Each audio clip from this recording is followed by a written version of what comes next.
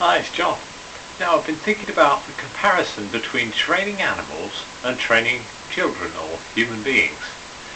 Now, if you want to train an animal, you have to be exceedingly kind to it. If someone's training going to train a horse, apparently what they do, they just handle the horse as soon as possible, soon after birth, and they stroke it and all that, and then they also do a bit of sort of lifting up the feet, to prepare it for when it has to be shoed, and another thing, I don't know what else they do. But this is, as soon as the little horsey is born, and same with a dog. You'd have to sort of befriend the dog, wouldn't you, and really make it sort of, not afraid of you. Now, because that's what happens with children.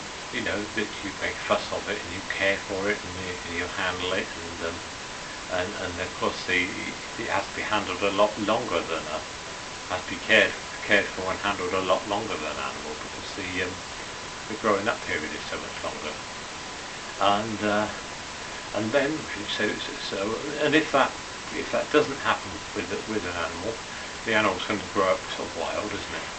And if it doesn't happen with a child, well, all sorts of problems could arise, couldn't it, if a child isn't cared for in its first sort of 2 years. Now, moving on to the next stage, the animal has to learn certain skills. It has to learn politeness. Someone described it. You teach the horse on a rein, don't you, and teach it to trot, and perhaps teach it to gallop, to run around in circles. And a dog you sort of treat to sit, stand, stop at a curb and sit, and what with a child, you teach it all sorts of little polite manners, to say please and thank you, and to not interrupt people too much, and all the beginning of all the sort of social skills that children need. So that's the second phase, and then the third phase is when the actual training takes place. And say you want to train a horse to be for jumping, you've got to get it off the ground, or if you're going to train a horse for pulling a cart, you've got to get him used to the yoke, and used to the controls and the reins and the feel of things. If you're going to train a dog to retrieve, you've got to do it. I don't know how you do it, but you've got to do it. But it's only going to do it, it's not going to really do it if you're mean to it. You've got to be nice to it. And then with the child, you have to give a child specialist training, like say learning to drive a car. That's specialist training, isn't it? Pretty technical stuff. And all sorts of specialist training that children need.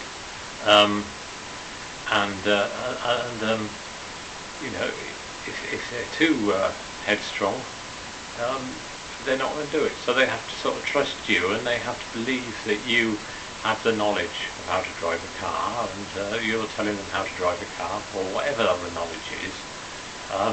So they've got to trust people, and if there isn't a trust, again, there's big problems, isn't there? And when all this training and everything has been done, then it's payback time, and the horse has to pull the cart, and the dog has to guide the blind person, or retrieve the pheasants, or whatever it is, and the youth has to get a job and contribute back to society, and become a good citizen, or in whatever other way that it contributes to society. Maybe there is no job for it, but still he may do voluntary work, or just being a reasonable human being, and spending money in a sensible way, and not getting arrested and not getting drunk.